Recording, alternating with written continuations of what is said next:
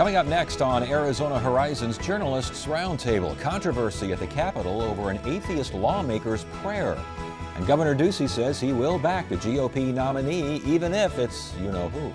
The Journalists Roundtable is next on Arizona Horizon.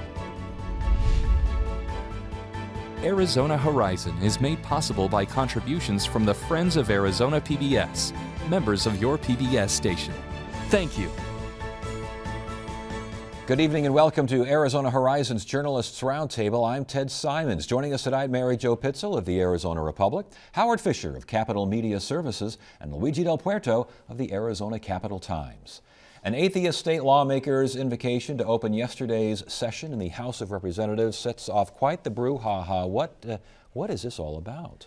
Well, this is a continuation of a sort of a mini brouhaha that started last month when a House rule came out that set a definition of what is prayer. Now, every day the House opens its business with a pledge and prayer, pledge of allegiance and a prayer, and usually that duty is rotated among the various lawmakers. Yesterday, for reasons that we might get into a little further, that fell to Representative Juan Mendez. He stood up, he gave his invocation, invoking that we're all in this together and it's a partnership, and but he did not say the word God, and for that he was rebuked. And Representative Juan Mendez is a well-known atheist. He gave a prayer last year in the House that also became, well, quite controversial, if you will. He's been asking to pray for quite some time now, and Representative Montenegro, who's in charge of who gets to pray in the House, hasn't really given him that opportunity until yesterday. They decided, yeah, you can go ahead and pray. And that's the key. This was a setup. I'm sorry. The fact is that Juan Mendez, as you point out, was told, oh, all the slots are taken. Then all of a sudden leadership goes to John Allen, whose turn it was, and John says, well, of course I'll let Juan do this. They knew what Juan was going to do. 3 years ago, he started his prayer with, I urge you not to bow your heads. He said, look, there's some people believe in heaven to do good deeds, others just do it for the sake of doing it. Well, then Steve Montenegro, who is the son of a pastor, stands up and says, point of order. Our rules require a prayer, and so let's do a real prayer. And I just happen to have a minister here on the floor, Right. Standing by, because you never know when you're going to need it. It's like on the old Airplane series with the pilot. Minister gives an invocation, and then a series of Republicans stand up and tell us how insulted they were that he gave a non-prayer. The idea, though, that I'm an atheist and I want to give a prayer, I mean, obviously he was making a point as well. Oh, of course. I mean, that's why there really wasn't Right. a slot for him until miraculously yesterday. But the idea, I mean, and I guess Somebody the heard his definition, prayer. the definition of a prayer, I know the House has its own definition of a prayer now, correct? the House is a, well, yeah, Yeah. Steve Montenegro has his definition of a prayer, which is you pray to a deity, God, and if you go around and basically say, well, let's pray to humanity or to the universe or something like that. In his mind, that doesn't really qualify as prayer based on the traditions of the House. And Montenegro, I may add, is not just the son of a pastor; he's also associate pastor. He's also a minister. Yes. So you've got this problem of what is a prayer? If I pray, gee, Ted, please don't call on me for the next question. I haven't invoked the name of a higher power. Is it a prayer? You said Ted. Higher power. Well, in this Bless you, my son. Uh-huh. These become fascinating questions. Does a prayer have to invoke a higher power? As you reported, the definition in terms of the House for prayer is a solemn request for guidance and help from God. Right, and it specifically mentions God. And when Majority Leader Montenegro stood up yesterday, he said that wasn't a prayer because he didn't mention God. So and then ensued a debate. A couple other lawmakers also rebuked Mr. Mendez, and then Bruce Wheeler, who is the number 2 lawmaker on the Democratic caucus, stood up and said, "Look, I don't agree with Juan's beliefs, but I respect them, and we should just all take a deep breath, calm down, and let's move on, but not before sort of throwing out a little dart at Montenegro saying, hey, but I know that, you've got prayer groups and you've excluded Catholics from that. And off we went again. Yes. And the problem becomes, where do you draw the line? Okay, somewhere you've got Juan Mendez, atheist, on this end, and perhaps Steve Montenegro on the other. Well, okay, Confucians, Hindus, nativists, Satanists. Well, you've got a real problem I there can about tell you who that- defines God. And really, who gets to call out somebody if that person is not quote unquote praying? Is it then Steve Montenegro? Does he get to decide? Well, what if it's not the kind of prayer you want? What if Well- you're praying for America to destroy its enemies? What if you're praying for America to not go to war and As long- love its enemies? as Do you always long- have a minister standing by in case the prayer doesn't cut it? Well, it's like that little inflatable one from the airplane series, from the automatic pilot. You just inflate him or something.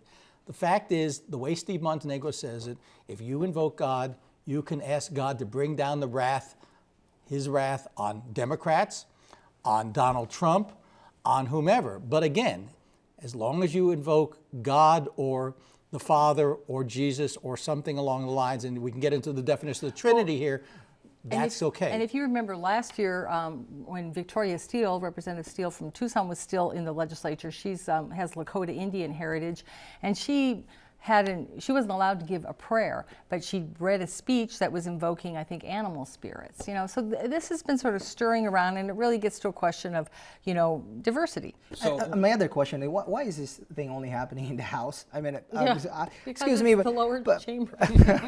but in the Senate, which I'd covered for several years, they let Albert Hale give his Native American prayer, and he's done it a couple of times, and it's the longest prayer that I've been to in the Senate, because it would take like 5 minutes, maybe even more, and that was fine in the Senate. I'll answer your question. Politics. The fact of this setup. Steve Montenegro knew the moment that he let Juan Mendez give the invocation prayer, whatever you want to call it, that it was going to allow his Republicans to stand up on the floor, beat their chest in front of a bunch of reporters and a TV camera, and say, I am holy. And that's what this is all about. all right, so Holiness and righteousness. Yes. what's next in all this? I'm waiting for Monday. I'm waiting for the Satanists to get their chance to pray in the House and see what happens. Well, what's fascinating is this comes on the heels of what's been happening the in city council, Phoenix. yeah. Where first it was, then the Satanists give prayer. No, nobody's going to give the prayer. It'll be a moment of silence. Look, I'm of the belief that, look, I started in public schools in Pennsylvania when you had to pray before the Supreme Court ruling. Nothing took prayer out of schools. Kids were still praying long after that. People pray in their own way, moments of silence, whatever it is. No one stops you from praying. You could be praying right now every time you're off camera that the next question's not going to be a difficult one, or you get your. You can pray And in fact, whenever you want. and You asked what's next. Yes. Well, there's the Secular Coalition, I think, is meeting as we speak, and they're making little messages and making them into little origami shapes, and they are going to deliver them to Representative Montenegro at some yet to be determined time. All right, I'm sure that'll accomplish quite a bit. Yes. All right, Governor Ducey, I tell you, this Donald Trump thing, you can't escape it, Howie. No. You literally cannot escape it. The governor this week asked if he would endorse Donald Trump if he were the Republican nominee for president, and after repeated questions, he said he would. He said he would. He was out on Dr. Seuss's birthday and reading to classes, and I suggested perhaps to him that I said, there's a good way for you to get into this. I do not like his orange hair. I do not want him anywhere. But the governor has decided, after speaking to other governors, that we, meaning the Republicans, must stick together no matter what. Now, what's fascinating is the reaction from his office that, well, he didn't volunteer that he was supporting Donald. Well, okay, he said he would if he's the nominee. And somehow this shows all of what's been going on, what we've seen this week from John McCain, what we've seen from Mitt Romney. The party is in turmoil trying to figure out what the heck do we do now. And we should mention McCain on this program. Monday, I asked him the same question. He said he would support Donald Trump if he were the Republican nominee, because he is the Republican nominee. And in fact, his campaign reaffirmed his commitment to support Donald Trump immediately after Mitt Romney and went on a big speech and said this guy's a phony and a fraud. And John McCain said, well, we should listen to Mitt Romney. And right after that, I'd asked John McCain's campaign, I said, well, which is it? And they said, no, he as he had said, he is committed to supporting Donald Trump in the Republic if he becomes if a Republican, he is the nominee. if he is the nominee. But up until such time, he thinks he's dangerous, and that's not his choice. He's dangerous until August when he becomes the nominee, and then all of a sudden he's Well, brilliant. Did the governor say anything about? Obviously, the governor did not endorse anyone. I don't think he's going to endorse Donald Trump. He's not going to endorse. State primaries March 22nd. He said, "Look, voters will get to decide that. I am not going to say." It would be nice if we could catch him on the 23rd and say, did your person happen to get the Arizona vote? But I think he wants to stay out of it for a lot of reasons. The other possibility I think that scares a lot of them is we go into the convention in Ohio with a brokered convention, nobody with sufficient votes to take it. That seems like an in increasing fact, possibility. we are already seeing the Democratic Party and its candidates forming this general election strategy, which is if Donald Trump becomes the nominee, they're going to hang him around Republican candidates next and say, well, really, you're going to support this guy? I mean, Matt Hines, was it yesterday or today, sent out a statement, well, hey, Representative McSally, are you going to support Donald Trump if he becomes the nominee? And McSally's campaign dodged that question. I asked him that this afternoon. They dodged the question. Well, and Ann Kirkpatrick's already going after McCain for yes. for And we his should stance mention on that. regarding the governor, he did say what's important to him is no more, I think President Obama or Barack Obama policies is what he's mostly concerned about, as opposed to whether or not Donald Trump wins the Republican. But so nomination. that's a good question. Like, if Trump were to be the nominee, what would be his position on some of these things? I mean, it's been sort of a moving target throughout Trump's life. Yeah. Okay. Voucher fight. What is an ESA? Give us a very brief description, please. These are empowerment scholarship accounts. Essentially, years ago, the state Supreme Court ruled you cannot put public money into private and parochial schools. It violates the Constitution. There's another constitutional provision that says you cannot use public money to do religious training. So they created this vouchers light, I guess I'll call it, for special needs students. Say, look, we will give you a debit card equal to about 90% of what we're giving in state aid, and you parents can take it out and get the education you need for your children. Well, then there's been a little mission creep going on here. Now anyone on a reservation can qualify, anyone in a school rated DRF. And now this proposal says, by 2020, we ought to allow every one of the 1.1 million kids to have one of these vouchers.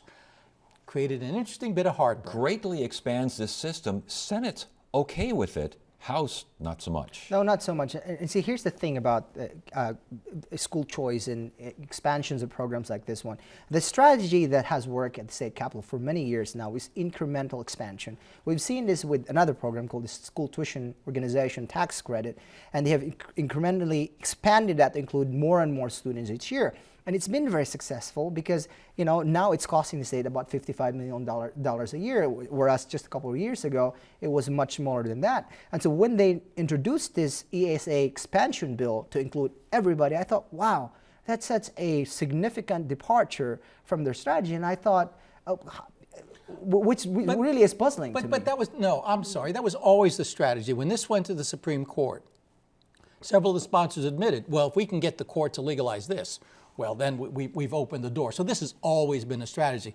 Now, the fascinating argument is they say, well, but it saves money. We're only paying $5,400 versus some larger amount for schools. And theoretically, I suppose, when we get everybody into private schools, it won't cost us anything. Never mind, there is a constitutional requirement for the state to maintain a, quote, general and uniform school system and the buildings and everything else. And here's what's hanging it up in the House, is it's going to run into this Proposition 123 campaign, which is promising, getting money back into the schools. It's on the May ballot. It's the governor's, priority. Nothing comes before this. But the ESAs do not have the support of some of the key players who've signed off on the Prop 123 settlement, such as many of the teacher groups, school groups, and they have suggested that if this expansion of the vouchers goes forward, they're off. And in fact, support. the governor, because Jeremy Duda asked the governor about this one, and the governor was giving mixed signals. On the one hand, he was saying, "Look, I'm for school choice. My record on school choice speaks for itself." But on the other hand, he said, "My number one priority is Prop 123, and I don't want to see anything get in its way." Yeah, he's sending a very clear signal to the folks now, to Justin Olson, who's co-sponsoring the House version. Do not send this to me, at least this year. Let's get 123 passed, and then let's talk in 2017. Yeah, and another thing, the food stamp situation, that caused a bit of a ruckus for a while. That looks like that's sailing off into the sunset as well. Right, and that's another measure that was brought forward, sponsored by Representative Olson. It would have curtailed some of the automatic qualifications for food stamps and ended those. Also, it has some anti-fraud provisions, like you've got to get your photo on your debit card that is used to buy food with. And he was getting a real problem with that from his fellow members in the House, even as they're voting. I mean, their no votes are going up on the board. And so he stood up and basically said, okay, I see where this is going. I'll drop, the more offensive provisions of this. We'll make sure we get an amendment on in the Senate, and we'll just move forward with the anti-fraud. And what's fascinating about this is federal money. Right. This is not tax money being involved, but it's the philosophy. Yes. That's it. Justin Olson, first of all, we think he's going to run for Congress. That's number one. Number two is he said, well, the idea is getting people to work, and to the extent we're giving them food stamps, maybe they won't work. I'm not sure that there are a lot of folks who've been on food stamps say, oh, I'm going to stay home for my food stamps. Didn't someone come out with a line that starvation is now a new economic growth plan? Representative Leila Alston, who's been around quite a while, she's served in the legislature a number of years, she goes, this is the first time I've ever heard this economic theory of self-reliance and getting ahead through starvation. Yeah. So this will not reappear later? It's hard. Nothing's dead until sine die's over, but it doesn't seem like it. Well, not only that. Look, if he doesn't take those offending provisions off in the Senate, there are three of us at the Capitol, Mary Jo and I, and one of the AP reporters who spoke to Olson. And if he goes back on that, let's just say, look for a headline on the front page of the paper. All right, I want to get back to education here real quickly. Classroom spending at its lowest since 2001. Yes. This is according to the State Auditor General report. This includes teacher salaries and benefits. And so what's this all about? Well, part of the issue is they've been doing this report, and I've been writing about it. We've been talking about it around this table probably since 2001. And the idea is, what percentage of every dollar winds up in the classroom? Now, there's some definitional issues. Guidance counselors don't count. Nurses don't count. Things like that. Beyond that is the question of, is too much being spent on administration? Actually, in Arizona, we spend less on administration on average than other states. Where we spend is utilities, transportation costs, busing, heating, cooling, things like that. The argument is that you have certain fixed costs. You've still got to repair the roof no matter what. Meanwhile, we've had a declining in both real dollars and inflation-adjusted dollars state aid. So to the extent that you've got less money, less winds up in the classroom, larger class size, fewer teachers. Is this what Governor Ducey was saying earlier in his inaugural speech, in the whole 9 yards, you hear the State of the State speech, that we got to get more money to the classroom? Does this justify what he's been saying? Well, I don't know if it justifies what he's saying, but clearly he has said before, remember the hashtag classrooms first before he shifted into another hashtag. But the idea is that the governor wants more money into the classrooms. The debate, as how we pointed out, is how do you exactly define money into the classroom? Our situation is unique in the state because we're such a huge state, and our transportation needs, transportation costs, quite frankly, are higher than most other states because we are so spread out, et cetera, et cetera. And then the Auditor General, in her report, she basically said she thinks the reason why classroom spending has gone down is simply because we're putting fewer and fewer dollars into public schools overall throughout the years. And what she's saying is that the spending for non-instructional costs like transportation, etc., those have remained steady or just increased slightly, whereas classroom spending has gone down, which makes her conclude that it's the dollars overall that's bringing down the classroom spending. But she also pointed out that in a few years where actual dollars to the classroom went up, actual total dollars went up, that classroom spending still decreased. So she said you can't blame it all on reduced state aid. So let's get to the bottom line here. Impact on Prop 123, impact on the ESAs. I think it'll be used as a talking point in the Prop 123 campaign to say, this will get more money into the classroom, more teacher salaries, and it will also continue to fuel the perennial debates at the legislature that we've got to rework the formula, and they're working on that, to get more money into the classroom. And there will be a pushback from, the continued pushback from school groups saying, the way that audit structure is just not good. And, and in fact, you're hearing from school groups already saying, look at this report, and this provides you enough reason to really look into Prop 123 and why we need this ballot measure passed. Kids Care got a little bit of a boost this week. What's going on? What is Kids Care, first of all? Quick summary here, and then what's happening with it? Kids Care is basically a federally funded health insurance program for children from low-income families.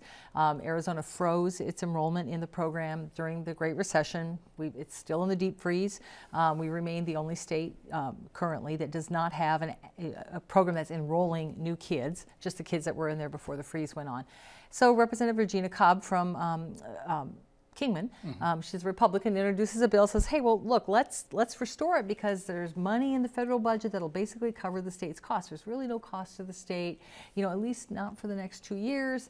Other people are saying, oh, this is a pig in a poke. It was expected to be a big fight. In fact, it was on the Appropriations Committee agenda, and Representative Olson removed it and allowed it to go straight to a floor vote. It passed without any debate, without any comment. I think it's going to face a buzzsaw in the Senate. Yeah, and this becomes an interesting question, is Arizona's Medicaid covers families up to 138% of the federal poverty level. It's about $27,000 a year for a family of 3. This covers that gap between, for kids, up to 200% of the federal poverty level. These are the working poor. These are the folks that you want the kids to get screening. You want the kids to get the care so they don't become costly later. And the fact, as Mary Jo points out, that there's free money through 16 and 17. Now, there is a built-in self-destruct in the bill. That's how they sold it, that if the money goes away, Access may go ahead and drop it. Now, the political problem gets to the end of 2017, there's no federal money, or we have to go back to our 25% match. I don't think our governor wants to be the one to propose a budget for 2018 that says, oops, never mind. But does our governor want to be the one who says no if Kids Care reaches his desk? I don't think the governor wants to say no to something as important as that to families, especially the working families. And that's probably the reason why you will not see that bill probably get to the governor's desk.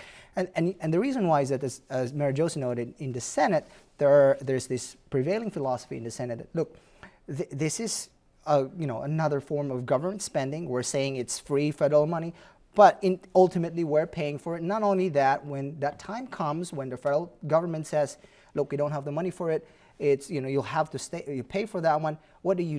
Do you then cut off 50,000 kids from Kids Care? And at that point, folks like Andy Biggs have always been saying, the political pressure would be so much you can't deny it. You can't say no to it. You can't cut it. Look, maybe Andy will go to Congress and he'll keep the funding. They did it before. I don't know why that's so difficult. I mean, they've cut it before.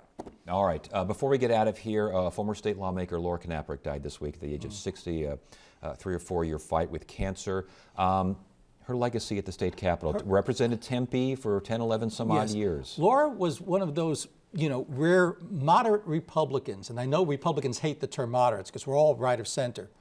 Laura knew how to work with people. Laura understood the social end of it. She was fiscally conservative. She was morally conservative. I remember a press conference she had where she suggested, girls shouldn't have sex till they're married. But she understood the broader needs. She also understood how to work across the aisle. There was a year where the Senate was 15-15, and a Democrat named Ruth Solomon headed the Senate Appropriations Committee. And Ruth and Laura, these two short women, did a wonderful job of opening up the process, dealt with the needs of the state, made sure that everyone got heard, and really understood the role of government is to form consensus. Got things done. Yeah, I mean, I was going to bring up the same issue that Howie did, because this image I have of these two women of different parties chairing the important appropriations committees, working together and coming to agreement. It's like you don't see that a whole lot. Not when you have two different parties in charge. They're sharing power. Yeah. It was a rare moment, and I have to note it was brought to us by females. Yeah, all right. And we should mention she also helped lead the right to try ballot measure, which made Yes. it easier for terminally ill. And she was at the time when she was leading this terminally ill to access experimental treatments and such. So Laura Knaparick, dead this week at the age of 60, quite the legacy at the Capitol. That is it for now. I'm Ted Simons. Thank you so much for joining us. You have a great weekend.